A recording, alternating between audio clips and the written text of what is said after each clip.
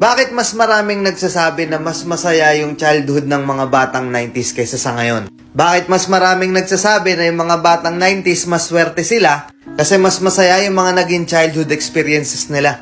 Simple lang. Mga batang 90s, pakinggan nyo to. Lapit ka konti. Nung panahon natin, hindi pa uso cellphone. Hindi pa uso yung puro Mobile Legends, lalaro ka sa cellphone, manonood ka sa cellphone.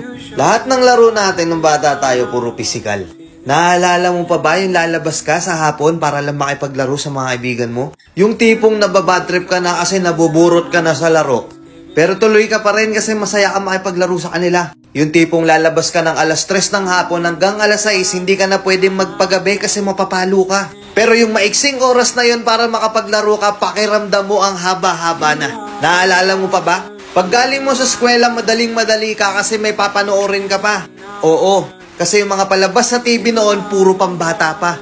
Puro cartoons, may mga anime pa. Nakakatuwa kasi yung mga palabas noon talagang nakakatulong sa bata. May Matinik, may Hiraya Manawari, may Siniskwela pa.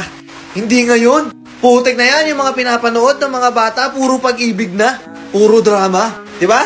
Mapapang umaga ka man o panghapon ka man sa klase, makakapanood ka. Naalala mo pa ba? Yung nagtutulog-tulugan ka sa hapon sa mama mo para lang makaiwas ka sa palo niya. O teka, naririnig mo ba yun? Oo, paulan na. Gigising ka ng madaling araw, nag-aabang ka ng balita. Gantong umuulan na, sana walang pasok.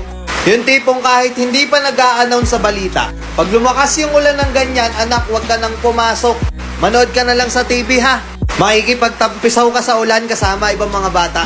Nakakamiss yung mga panahong wala ka pang pinoproblema. Nakakamiss yung mga panahong wala ka pang responsibilidad at obligasyon. Nakakamiss yung mga panahon nung ikaw ay bata pa.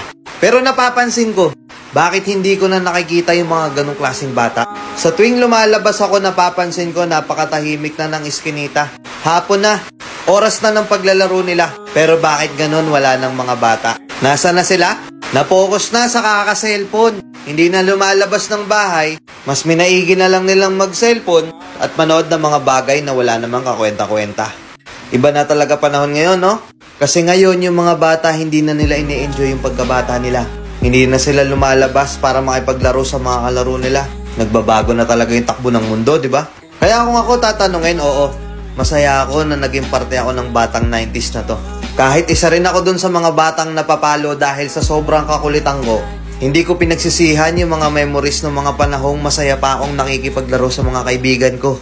At alam kong ganun din kayo. Mga batang 90s dyan, uy! Alam kong naandyan pa sa puso nyo yung inner child nyo. Tatanungin ko kayo, mas masaya nga ba talaga yung mga panahong hindi pa sikat yung teknolohiya sa mundo? Let's go!